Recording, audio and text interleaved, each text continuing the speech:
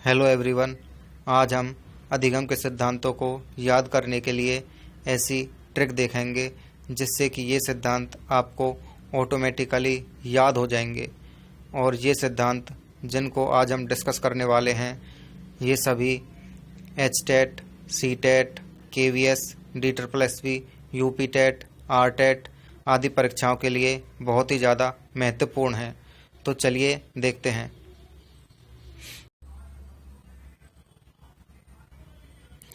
पहला है आपका सूझ व अंतर्दृष्टि का सिद्धांत। तो इसको याद करने के लिए देखिए, कोहलर देखिए। कोहलर को देखकर आपको कोहरे की याद आती है। और कोहरा कब पड़ता है?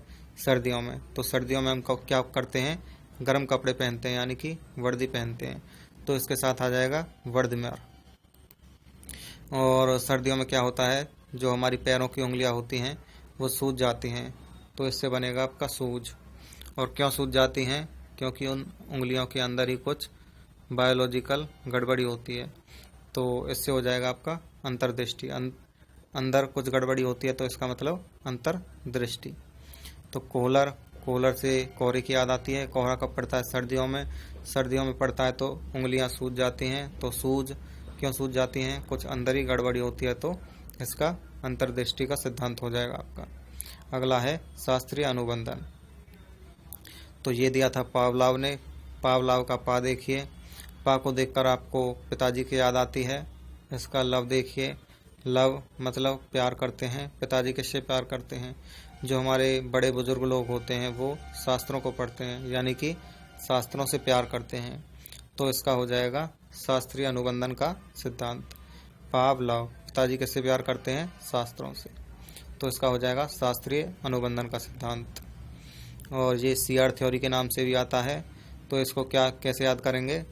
तो शास्त्रों को पढ़ने के लिए कुछ कंडीशंस होती हैं, जैसे हमको स्नान करके शास्त्रों को पढ़ना चाहिए, एकदम साफ शुद्ध होकर के शास्त्रों को पढ़ना चाहिए। तो इसका हो जाएगा CR। अगला है आपका क्रिया प्रसूत का सिद्धांत। ये किसने दिया था? स्किनर ने। तो इसके लिए देखिए क्या ट्रिक है। स्किनर का स्किन देखिए। जो स्किन हमारी चमड़ी होती है, यानी कि खाल होती है, ये बच्चों की बहुत ही ज़्यादा सेंसिटिव होती है। तो स्किन किससे रिलेटेड है? बच्चों से। तो बच्चे कैसे होते हैं? बहुत ही ज़्यादा शरारती होते हैं। शरारती बहुत ही ज़्यादा क्रियाशील होते हैं। तो इसका हो जाएगा आपका क्रिया प्रसूत का सिद्धांत। अगला है आपका उद्दीपन अनुक्रिया का सिद्धांत। ये सिद्धांत दिया था आपका थॉर्नडाइक ने। तो इसको याद करने के लिए देखिए, थॉर्नडाइक का थॉर्न देखिए। तो थॉर्न को देखकर आपको हॉर्न की याद आती है। और डाइक को देखेंगे, इसको डाइक को देख करके आपको बाइक की याद आती है। तो ये हो जाएगा बाइक का हॉर्न। तो बाइक का हॉर्न किसका कार्य करता है? ये करता है एक तरीके से उद्दीपक का कार्य। तो इसका हो जाएगा उद्दीपन अनुक्रिया का सिद्धांत। और ये सिद्धांत है जो आपका SR थ्योरी के नाम से भी आता है। तो इसको देखिए कैसे याद करते हैं। तो थॉर्नडाइक को ही देखेंगे। थॉर्नडाइक यानी कि बाइक का हॉर्न क्यों बजाते हैं? जो रास्ते पर चल रहा है उसको साइड में हटाने के लिए। तो साइड में हटाने के लिए S से बन जाएगा आपका साइड, और हटाने का मतलब होता है, इंग्लिश में बोलते हैं हटाने को, रिमूव। तो इसका हो जाएगा SR थ्योरी। अगला है आपका क्षेत्र सिद्धांत। ये दिया था आपका कर्ट लेविन ने। तो क्षेत्र को देखकर आपको कुरुक्षेत्र की याद आती है। कुरुक्षेत्र में क्या हुआ था? बहुत सारे लोग कट मरे थे। तो कट मरे थे, इसका हो जाएगा कर्ट। और जो नहीं कटे थे, जो मतलब युद्ध में बच गए थे, जो कटे मरे नहीं थे, तो उसके साथ क्या हुआ था? वो युद्ध को जीत गए थे, यानी कि विन कर गए थे। तो लेविन का विन देखिए, इसका मतलब है जीत गए थे युद्ध को। तो क्षेत्र से याद आती है आपको कुरुक्षेत्र की। कुरुक्षेत्र में क्या हुआ था? लोग कट मरे थे। तो कट से हो जाएगा कर्ट। और जो कटे मरे नहीं थे वो युद्ध को जीत गए थे। तो जीतने से बनता है आपका विन। तो यहाँ पे आ जाएगा आपका विन। अगला है आपका प्रबलन का सिद्धांत। तो ये दिया था CL हल ने। तो हल को देखकर आपको खेत की याद आती है। खेतों में हल लगाते हैं हम।